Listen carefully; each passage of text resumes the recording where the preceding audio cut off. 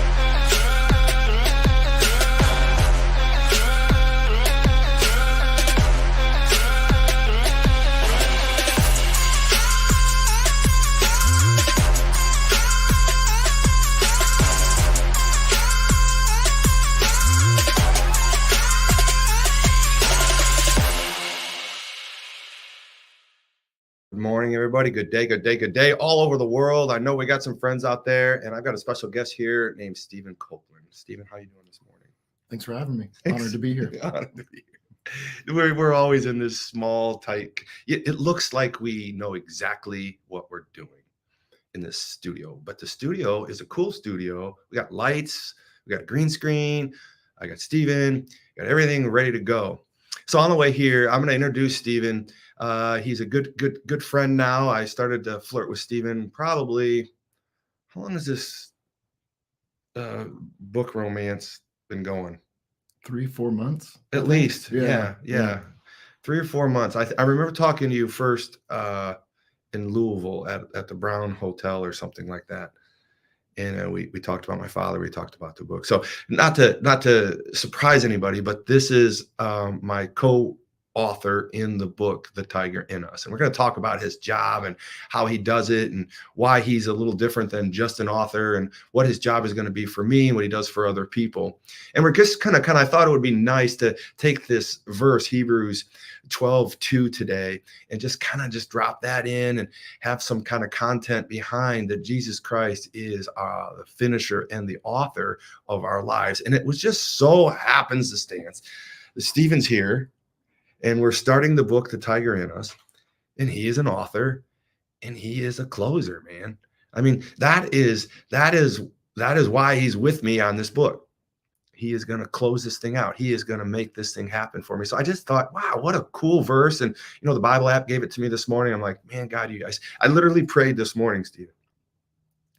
God, give me an easy verse. Because my brother rolled up at me at the house at 5:15 and we hadn't wanted to talk. And so I didn't get a lot of my, all of my studying in because we had to do some business and we did some things and talked about my dad. And my dad's going to come up this morning. And so some really, really cool things are happening there. But on the way here, I had this kind of setup story that I wanted to share with you guys out there. Is that I'm thinking about the author and the finisher, and I'm thinking about life, and I'm thinking about everything that's going on in my life. And we had an epic night with my dad in an interview last night. And I want to thank you for all your kindness and what you bring out.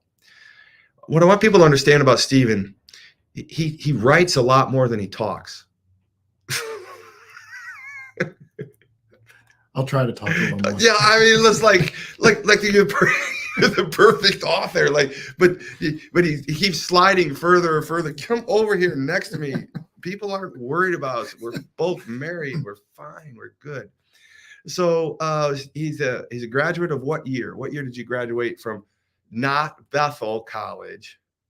I got in trouble. See, now I got him fired up because I said Bethel College this morning. I thought he was going to beat my head in.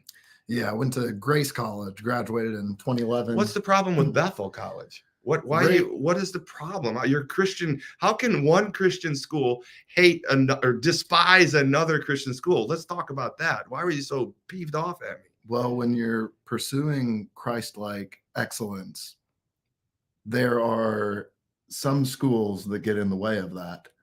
Bethel? No, there's a healthy rivalry in the athletics between those two schools. Okay, but like, and they do push each other too. But yeah. So Bethel doesn't follow Jesus Christ? No, not at all. No, not at all. That's the truth. That's my contribution to this podcast. So that's your contribution. So Bethel, you guys, you're not as good as Grace. So this is what I love about Christians. We can have fun with each other. Yeah, and going to Grace, I mean, there is is it really that raw? Well, basketball was so fun watching. I mean, Bethel had a great basketball team when I was there. Was Scott LaPlace the coach there? I don't think so. That's a good question. Do you remember Scott LaPlace? How long was he there? He was either at Bethel or Grace. He's the all-time winning record. Jim Kessler was at Grace. He coached Grace for 40 years. Okay. All right. So I bet you Scott was in Bethel, Hall of Famer over there. Yeah. And Fremont. He's a Fremont High School Hall of Fame coach over there. So, well, I'm sorry, Scott. You're not in the cool school today. So tell me about Grace then. What is the power of Grace? What is going on? Yeah, I had a great experience at Grace. Bible and a journalism major. One of my mentors there, Chad Briscoe, he's the athletic director there, and their sports information director, Josh Newhart. Josh and I, we ran the sports information department as students. Oh, really? At Grace, yeah. They gave you all that power. They did. Gave us the keys to the gymnasium and everything. So we had some fun shooting hoops at 2, 3 a.m. when we probably should have been studying. That's kind of cool. Yeah, so Coach Briscoe, he really taught me a lot about servant leadership and what that means. I mean, SIDs are amazing. Their whole role, what's SID? Sports information director. Okay. If you're doing your job with excellence, then no one knows who you are. Okay. Because and you like that. I love that. Yeah. I think that's what it's all about. We're going to talk about that a little bit in the authorship piece. That's great. Yeah. Yeah. So I took a lot of the lessons Coach Briscoe taught me about servant leadership into my role as a collaborator and a ghostwriter and a storyteller. Right.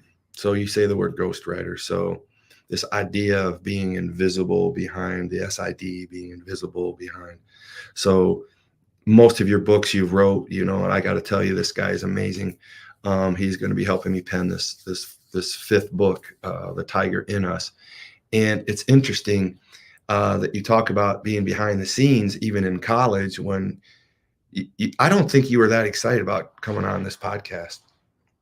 Let's just be honest. Yeah, I don't mind stuff like this. No. You're trying to make me feel good. Because when it comes to my collaborative stuff, I prefer to be in the background and lift up those who I'm serving and helping share their story. But I love storytelling, so I could geek out about storytelling all day if you want. We can make this Joe Rogan and go 3 hours if you want, if we stick to storytelling. If we stick to storytelling. Does Joe go 3 hours? Oh, yeah. My people, I don't know, they could probably go. I went an hour and a half once just to prove I could do it. I hosted a whole week of a 3-hour radio show at Salem Media. You familiar with Salem Media? It's the largest Christian conservative media network in the world. And so I hosted 250,000 listeners. And for a week, I did 3 hours on that radio show. Yeah. And so I practiced. I went a whole hour and 15 minutes, I think, on one of these shows just to get my chops. And then when I got into the show, it was so easy because every 7 or 14 minutes you get a radio break. And it was so much fun because you could re-energize, you could rescoot, you could reboot, you could always, and you had to review things that you went over, and you're cycling through new listeners. Not all the listeners are always on the whole time, And so this idea of you being, let's call it a ghostwriter, I think fits into your persona. And I asked you to come here this morning because this is our last day together. And what you need to know is Stephen flew in here from where? Where'd you fly in from? Charlotte, North Carolina. Charlotte, North Carolina. And he's wrote a lot of books. And he actually signed an NDA to speak with me. I never want to see my latest shirt. You guys got a view of it here. Ta-da! Get on wiredifferently.com. The latest book, The Tiger in Us. And this book is going to be different. It's going to be a book about my father, about the national win streak, about the people he touched. We're really super excited about that story and how it happened.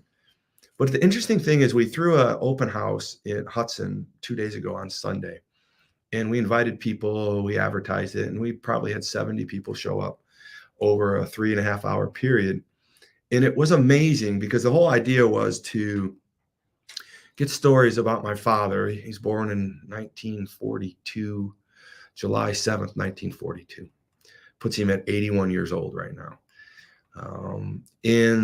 I don't know, to make things more interesting, I can talk about this now. I mean, I haven't talked about it because I just couldn't believe that he had dementia. I just couldn't believe that, like, maybe I'm just seeing things that other people aren't seeing, you know.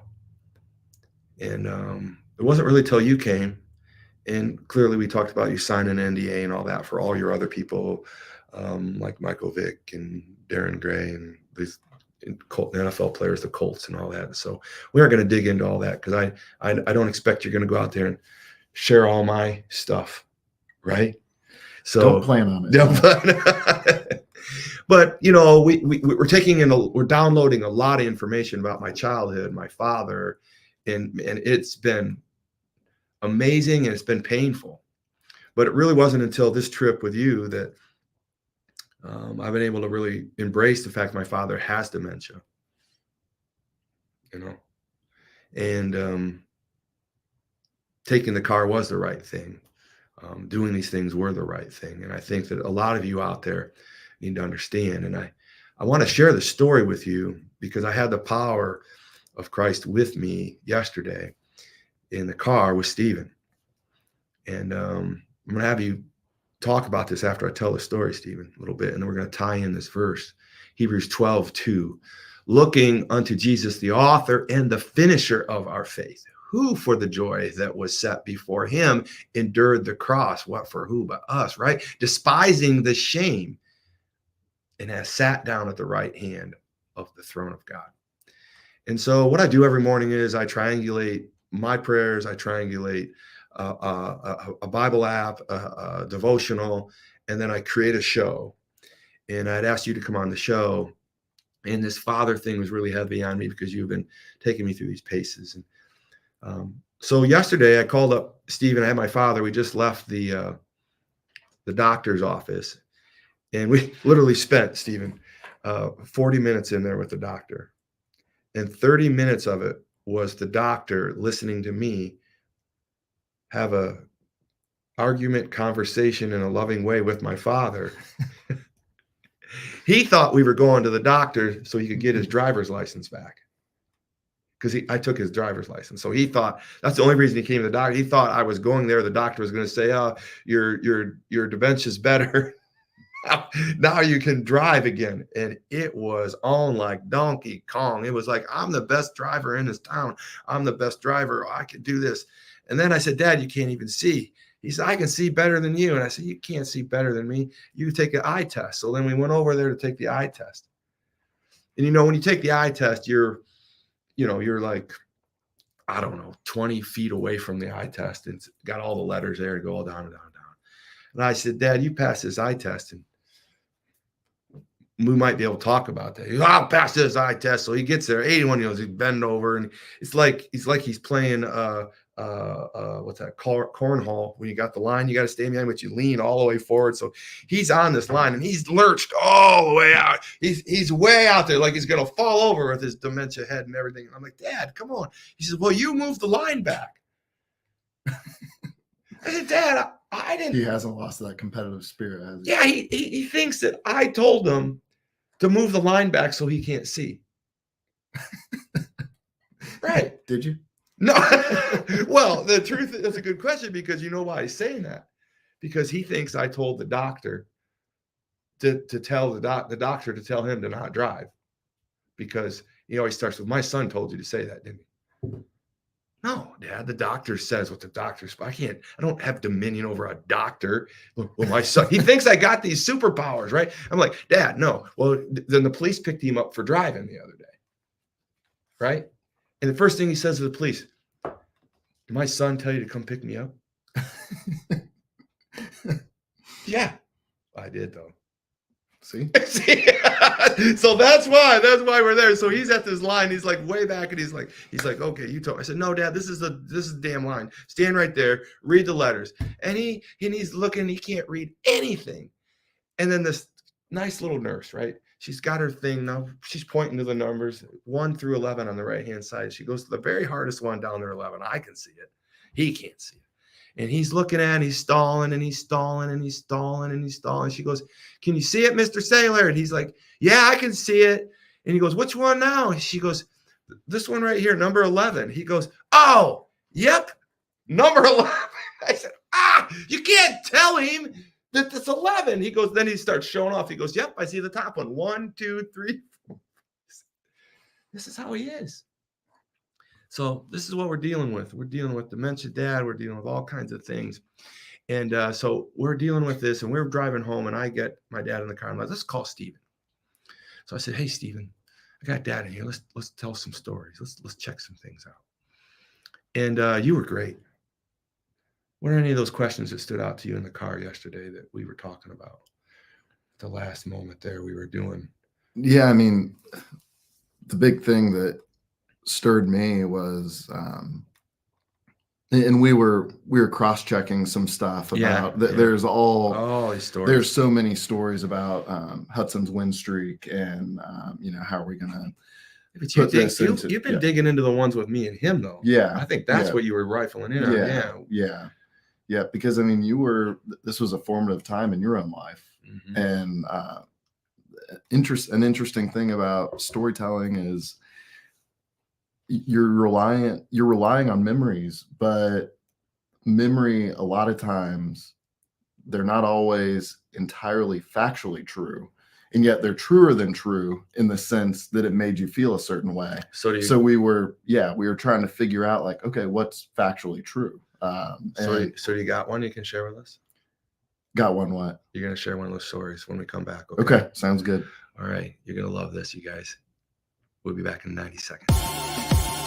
Preview. Todd is not only a remarkable, successful 30-year titan in business with having multiple businesses that generate multiplied millions of dollars. And if that plan happens to be to build $1 million company, which I can help you do. But he's humble. He's a man of God. He's a family man. The world's news organizations are built on everything but positivity.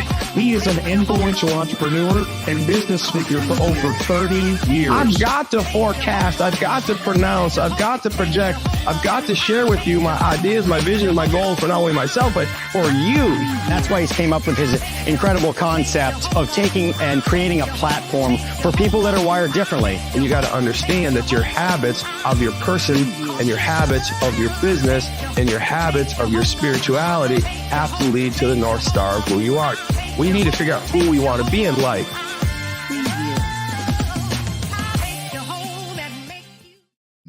I know. You got to know who you want to be in life. Did you hear that last comment on that video? I love that, because I got to tell you, the tie-in for that is perfect. I knew at the age of 12, literally, I knew at the age of 12, I wanted to be like my father. I literally wanted to be my father, and he was this amazing football coach. He was he was a good father. He was a phenomenal football coach. He was a very good father, and he raised myself, my brother Shane, 3 years younger than me, and then my sister Taryn, 3 years younger than him. So we had an amazing home life. We had an amazing run. In 1975.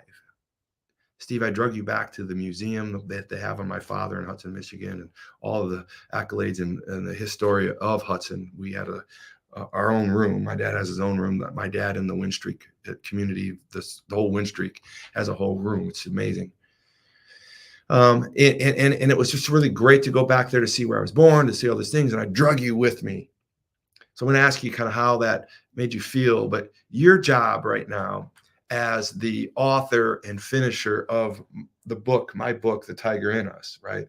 We're correlating Hebrews 12:2, how Jesus is the author and the finisher. And this is metaphorically, my author and my finisher helping me write this book. We had tons of stories, so many stories. We don't even know really quite how we're going to write this, but I think we got a great path now.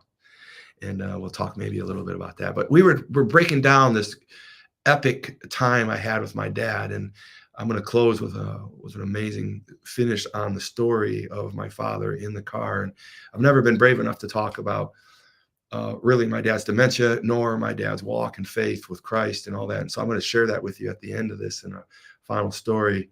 But what is one of the stories that really stood out to you about my childhood? Not that it was about me, but really my father's, because you had told me in many cases, because the question you had for my dad early on was, how did you have so much psychology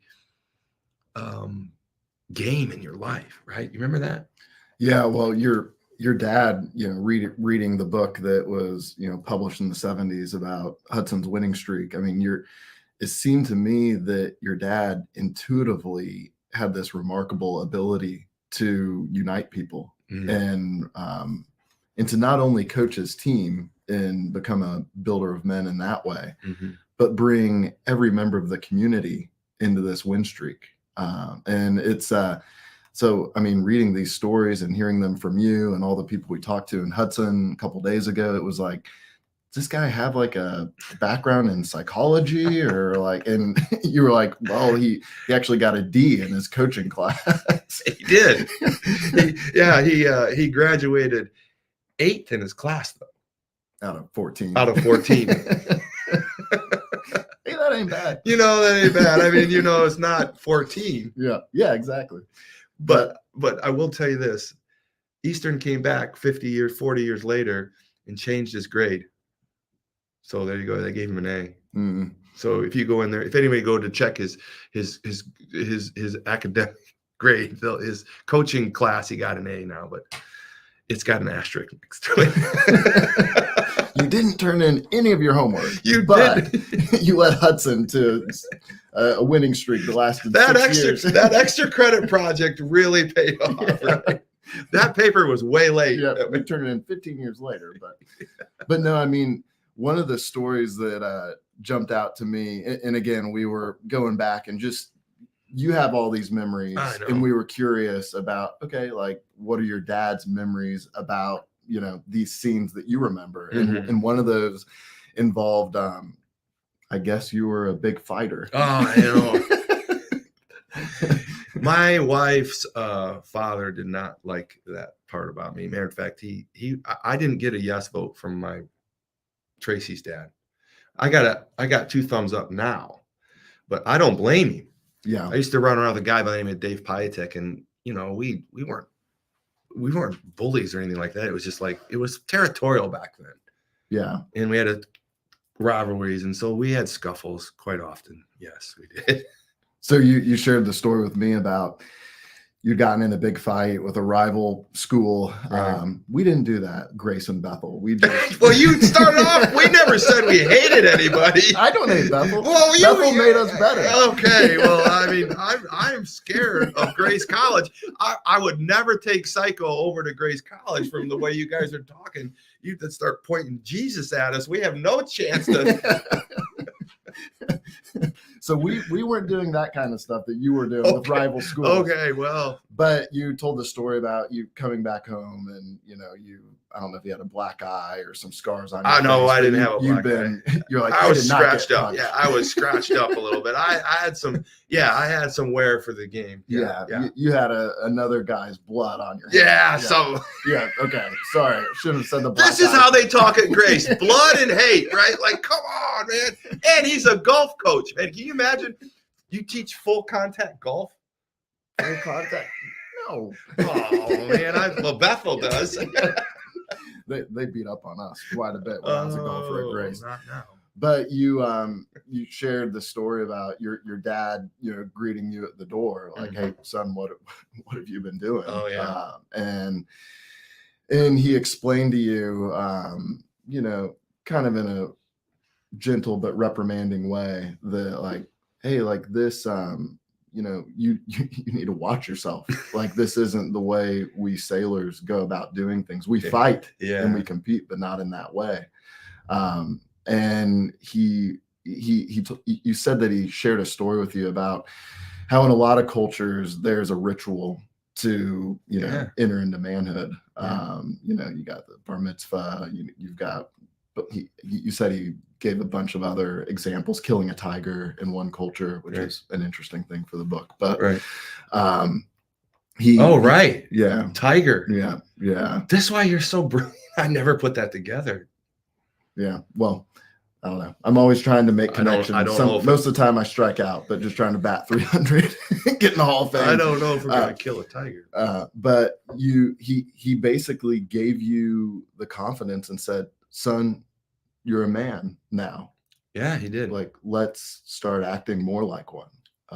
And there's so much, again, going back to his intuitive ability to, here he is coaching you. He could have grounded you. He could have reprimanded. And in some ways he did. Yeah. In other ways, he said, you don't have to go out fighting like that. Yeah. You're already a man. Right. I think you're a man. Yeah. And then you said he walked away and then came back and said, by the way, did you win? I love that guy. That's he's great, isn't he? And he was the best part was he was in his orange boxers. You left that out. I know. Well, they were orange for Hudson, I guess. I did leave that out, but I remember he walking away like, oh, that was some wisdom in your orange boxers. We had several orange boxer encounters when I got home late. So, but the way you tell that story is beautiful, right? So that's probably what one of your gifts is. But here's one of the things he did tell me is that you're a man now. And the way you told that made me really recognize the fact that if you're fighting to prove that you're a man, you don't have to fight to prove that you're a man, right? And then he said to me, I remember this as you bring this up, he said to me after all that, he said, you're a man now. And he said, you back down to no man. And now you protect me. So that was a real transfer moment for me. And I thank my dad for that. And I talk about that in a lot of messages. And I think that's just a microcosm of really, if you pick that one, that's a beautiful one you pick, because that's what he did for all these players. Yes. Turned them into men. Yep. Builder of men. Gave them that opportunity to feel like a man, to know when they were men. Because in American culture, there's nothing that says we're a man. When there's no nothing we celebrate, nothing. I was still asking myself at a later age in life, man, when am I a man? When am I a man? In a lot of us compare our manhood to our fathers. And if we don't eclipse our father in whatever measurement increment, then we don't feel like we've become a man. What are your thoughts on that? Yeah, I that's certainly a trope for sure. And so many stories, will the children become their fathers? Will their children, you see it in even something like Star Wars. Yeah. It's a great storytelling trope. And there's certainly something I think that's psychologically true about it too, where especially when you grow up looking up to someone, or on the flip side, in the shadow of someone, or both, this is nuanced. You have to work through that later on in life, I think. Yeah. I knew I had a big hill to climb if I wanted to be considered a man under those terms, because my dad is folklore. Certainly back in Hudson, Michigan. If you're just catching up here, my father set the world win streak record of 72 in a row. He never lost a game from 1965 to 1975. 1968 to 1975. And they lost one game, and then they went undefeated again in 1976. And then we moved here to Angola, Indiana. And I'm putting my fifth book together, The Tiger in Us, and this is my co-author, Stephen Copland. And he's a man of few words, but he's a brilliant writer, and he's been a great guest this morning. And we're going to run a little long today because I feel like I'm just getting him warmed up a little bit. And I don't want to lose this time, because I really want to tie this beautiful message. And one of the things about all my books is that we have like this no look past that goes on, right? And there's always a message that you think's coming, right?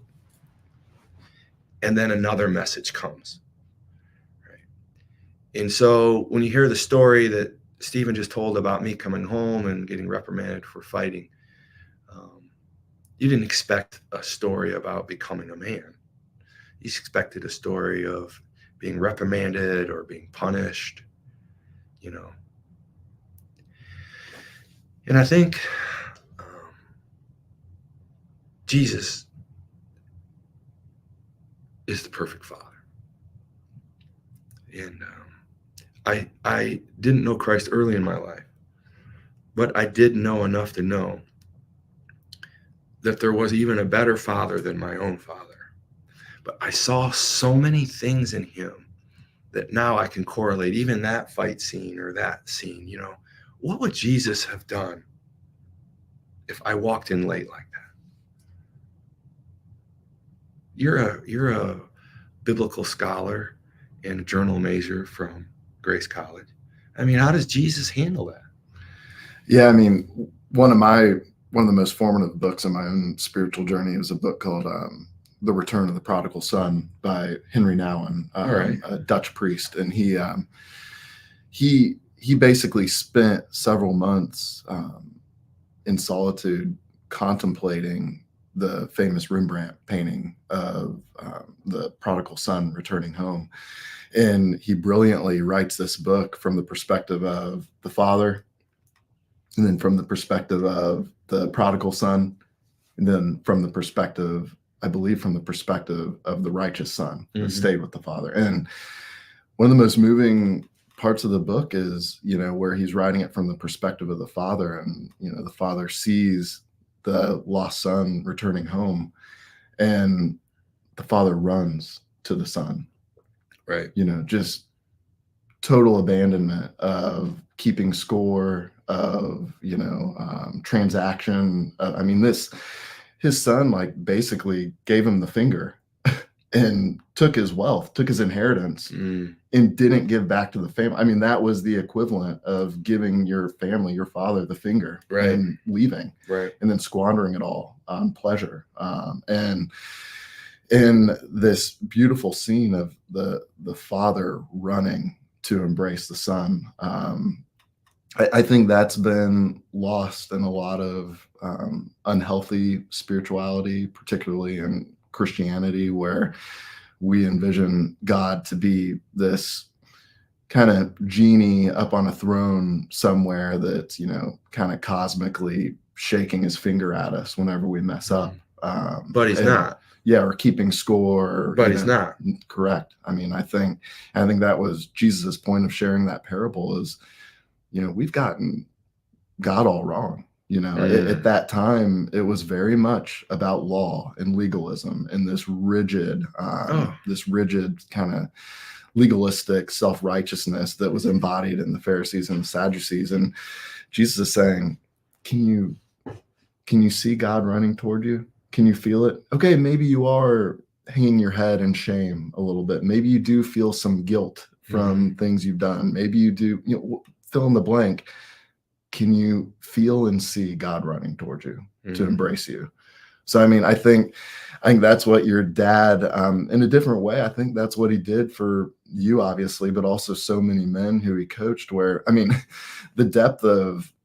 the psychological depth of that scene, it's like on one level, he's making you better as you come home from a fight that you shouldn't have been in, right? You know, right. And then on another level, he's giving you confidence, and in that sense, he's embracing you and saying, like, hey, you're a man now. Yeah. Like, quit going out and trying to prove that you're a man. I already think and know you're a man.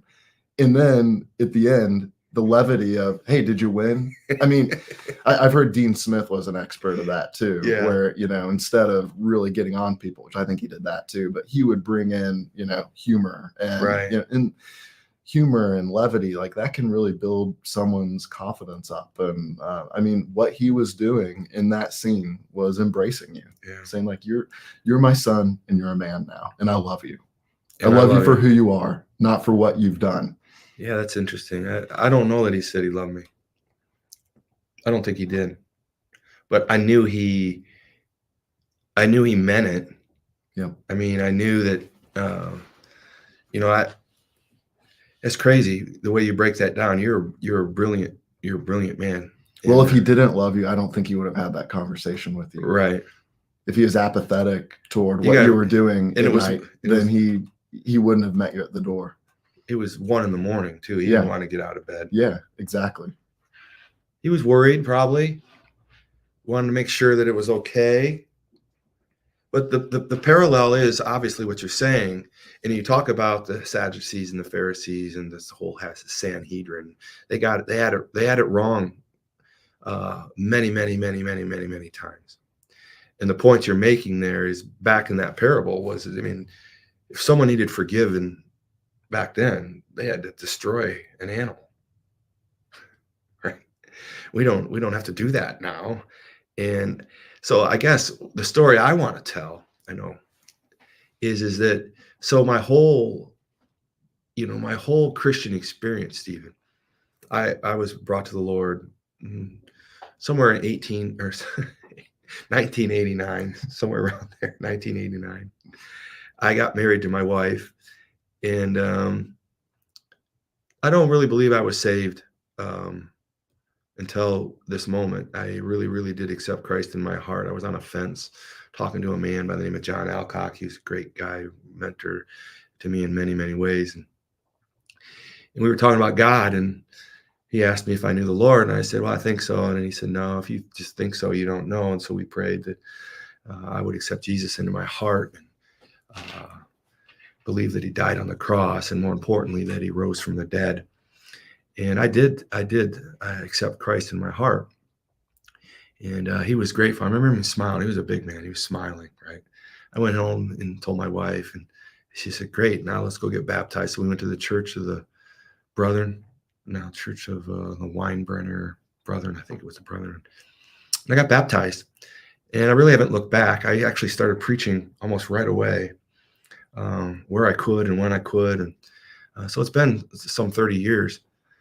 But the interesting thing is, I always wondered about my dad, Stephen, because my dad, he talked about God a lot, and I looked at him as a father. But yesterday, so this is really how I want to close this for you guys, and I want to encourage you, because there are moments in your walk as a Christian that God he's not just talking to you, he's yelling at you. He's like raising his voice, not in a mean way, but he's turning the decibels up because he really wants you to hear him. I think he murmurs sometimes, like he's got a low hum every now and then, because if you have him in your heart, your mind, your soul, and your subconscious, when you're doing things you shouldn't do. That's the beauty of free will and God's will. But we were talking, and I heard God say, tell him about me. Now, I don't know if any of you have ever witnessed to your father or your mother or anybody in your family. I mean, that's a daunting thing. I mean, I'm not going to put you on a spot. But were you raised a Christian? Yeah, I grew up in a really strong Catholic home. Yeah, really, I owe everything to my upbringing. Right. Yeah. So a lot of us, like me, weren't brought up in a home that even said the word Jesus Christ, unless they were saying it in a bad way. I mean, I heard Jesus Christ in my house a lot, but it wasn't our Father who art in heaven, Jesus Christ, we love you, ready. It was like, whoa. I mean, even as a kid, I knew that was like, whoa, I went to Sunday school a few times, and I know that's wrong, right? So, as you grow up, and so this is one of the, and I think this is really the most compelling thing you give me strength with, is a message I want to share with you today. Looking unto Jesus, the author and finisher of our faith, right? God is speaking to me this morning, speaking to you this morning, giving me courage with Stephen here, is that the message here that I had yesterday, that Jesus is the author and finisher. He is the beginner, he is the middle, and he is the end. He is the finisher because he's the only one that's going to get you to heaven. He is the finisher. And there's people out here right now that don't know that don't understand that he is the author and the finisher. This is my author friend, And he is a finisher. He's going to make this book happen. He's going to drive me to the finish line. But we have a bigger, better finisher than even Stephen, and it's Jesus Christ, our Father, Lord and Savior. But yesterday, God was telling me, tell him about Jesus. Tell him about Jesus. My dad's 81, and I just don't know if he's going to heaven. And time is short. And the opening came, and I said, Dad, you know Jesus? And you're not going to believe this story because it's just amazing, because he never talked to me about Jesus. He talked about God every now and then. He loves to talk about angels, which kind of weirds me out. He follows angels, and I was like, I think you better follow something different. Right? You with me on this a little bit? I'm intrigued. I'm intrigued too. But I said, yeah, I was inspired by the Kid Rock video I saw the other day. I don't know if you saw that video where Kid Rock witnessed it, Joe Rogan, right on the set, man. It was badass. It was awesome. Rock went right at him. He says, do you want to know Jesus, Joe? And he said, no, I'm fine. Joe Rogan. And he said, do you really believe in Jesus? And Kid Rock goes, 1,000%. He goes, what if you went back in time and no one was there? And Kid Rock looked at Joe Rogan. He says, all the better, and I have Jesus to myself. And Joe goes, no, I mean, like, Jesus wasn't there either. I mean, Kid was on it, man, and he didn't let up. And between the F words and all that kind of stuff, I mean, he was throwing down some crazy Jesus. And so this morning, I'm thinking, well, if Kid Rock can stand up to Joe Rock, or Kid Rock can stand up to Joe Rogan, we call him the Joe on this show. We like the Joe, but we don't think he's not a follower of Christ. He made it clear on that show. We're praying for Joe. Here's the thing. My dad says, yes, we can talk about Jesus. I said, okay, Dad, here's where we're at. He's right in the Tom's Donut Jeep with me. And he's smoking, of course. I got all the inhaling. I got the windows open. I got you on the speakerphone and everything. And I said, Dad, I just really worry about you and seeing you in the afterlife. And I want you to know that there is a Christ, and he did die on the cross, and he did rise from the dead. It's true. And if you could just invite him into your heart right now, then I would feel better. I would be set right. And I would just feel like this whole journey is like, it's happening. It's working. And the pressure of witnessing to your father, your mentor, and telling him something that he doesn't know, and having him say yes or no is just daunting.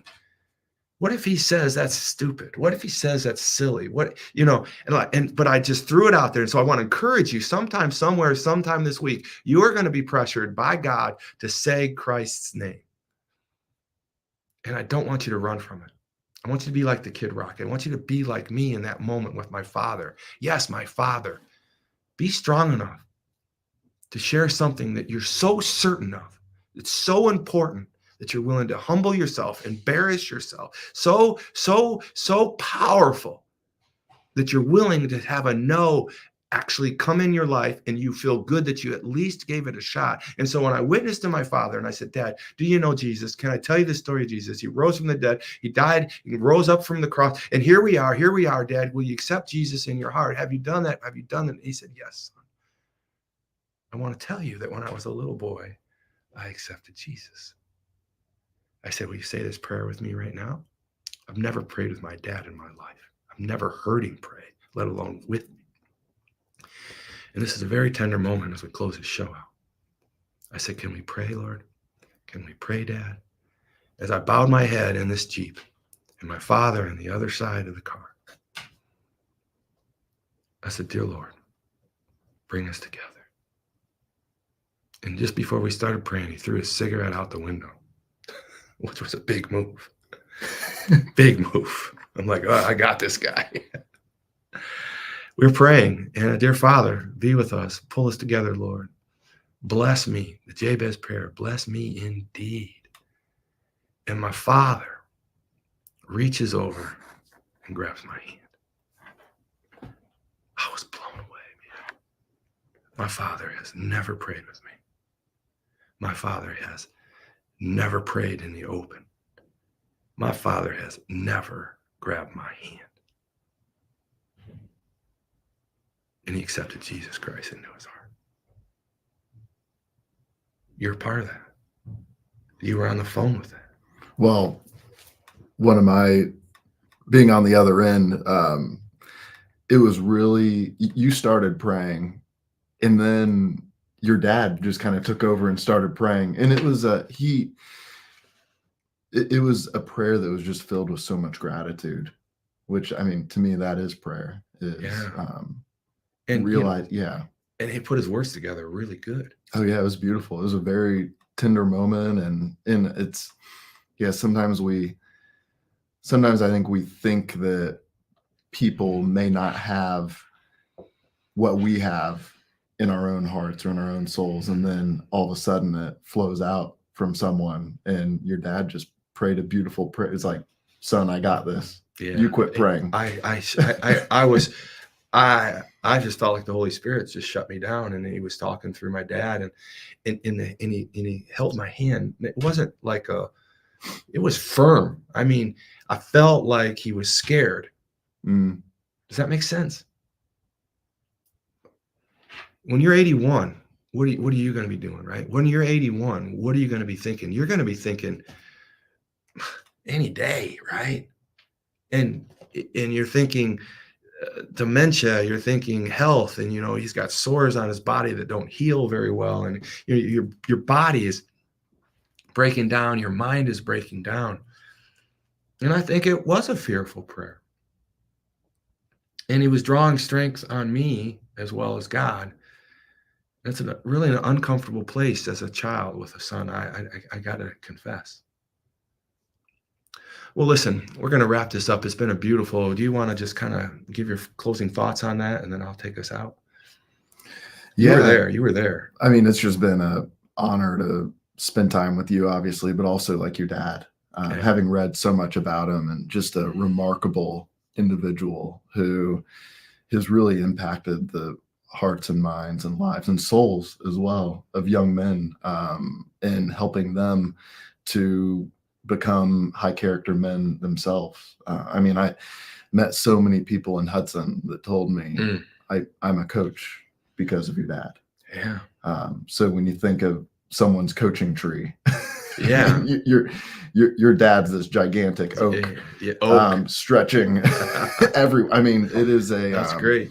Yeah, it was really, really special to get time with him. He's as a coach myself, as a high school golf coach. I mean, I feel like I'm just open to learning so many lessons it's like, how did he do that? How did he meet people where they were in that way and get them to find something in themselves that they didn't realize that they had? Just a very, very incredible human being.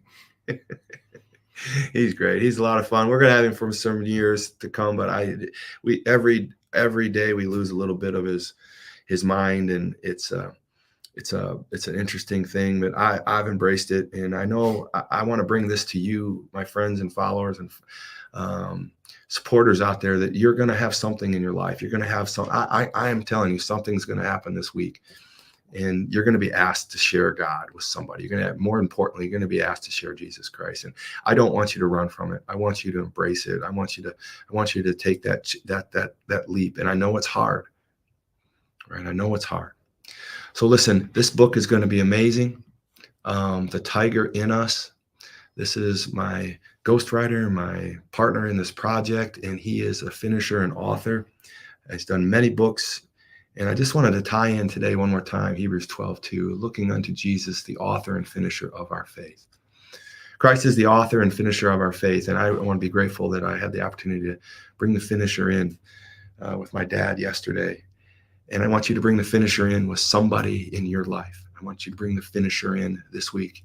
If it's called upon you to share the gospel, to share your beliefs, share the story. Share the story. It's easy. Just say, hey, I heard the story about Todd Saylor and his father, and how I was in the Jeep with him, and he had this opportunity to tell him. And I said, have you ever heard a story like that? And they'll say, oh, I don't know. No one's ever really told me a story. And then that gives you tell the story of someone telling the story. We don't have to run from it. We don't have to be afraid of it. And so I just want to encourage you. I want to encourage you, Heavenly Father, we just pray for the listeners today that when this opportunity comes, it will come for them this week. When this opportunity comes for them to lead and be the finisher, right? The author and the finisher of the truth, the gospel to somebody, that they don't flee, that they at least embrace the conversation.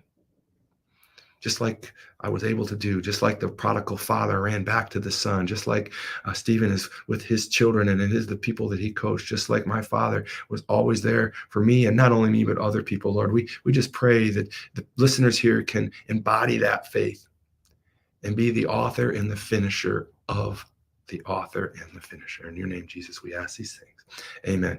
All right, we're going to take this out. Thank you, Stephen Copland. You guys are going to love this book.